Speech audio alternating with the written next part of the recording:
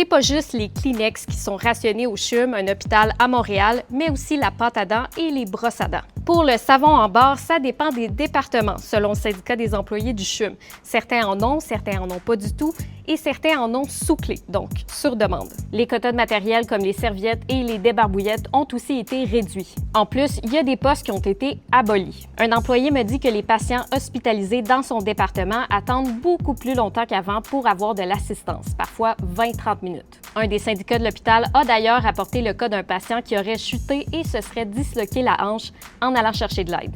L'hôpital m'a confirmé que des changements ont été faits. Les articles comme la pâte à dents ne sont plus fournis systématiquement, mais sur demande. C'est déjà comme ça dans d'autres hôpitaux, selon le CHUM. L'hôpital dit que les quotas de matériel comme les débarbouillettes ont diminué pour éviter les lavages non nécessaires. Des postes ont été abolis, mais selon le CHUM, la plupart étaient vacants et ça a été fait de façon à assurer la qualité et la sécurité des soins. Pour ce qui est du savon, l'hôpital affirme qu'il est toujours disponible et fourni aux patients en cas d'oubli. Il y a aussi des compressions ailleurs qu'au CHUM. À Joliette, un assistant en réadaptation qui aide des personnes vivant avec une déficience intellectuelle et l'autisme à intégrer le marché du travail a perdu une journée de travail en surplus. Ça a forcé un patient à retourner sur la liste d'attente. Le CIS de la Naudière confirme avoir aboli certains de ces horaires-là en surplus en disant, et je cite, qu'ils n'étaient plus justifiés. L'organisation dit travailler à rétablir l'équilibre budgétaire comme le demande Québec en limitant l'impact sur la population. Santé Québec prévoit qu'il va lui manquer environ 1,4 milliard de dollars pour faire fonctionner le réseau cette année.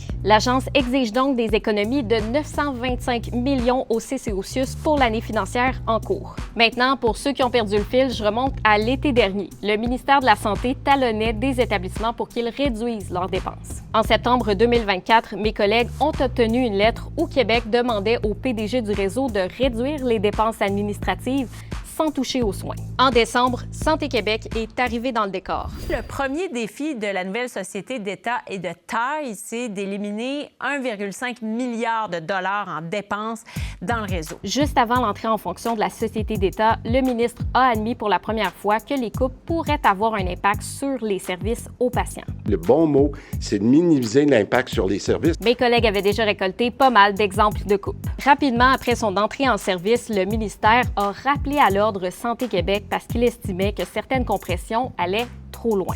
Mi-janvier, le Dr Joseph Dayen a fait un appel à tous sur TikTok pour demander aux travailleurs de la santé de témoigner de l'impact des coupes. Ces anecdotes-là, j'en ai eu une avalanche. J'ai eu presque 1000 commentaires de gens qui me racontent soit des coupures de poste, des coupures de service. Ça a confirmé mon intuition que ce qu'on vivait dans mon réseau, c'était pas quelque chose d'isolé. Devant le mécontentement général, le ministre de la Santé a décidé fin janvier de donner plus de flexibilité à Santé Québec en lui demandant quand même de limiter le déficit. Moi, ce que je leur dis, c'est faites le meilleur travail possible avec le peu de temps que vous aviez.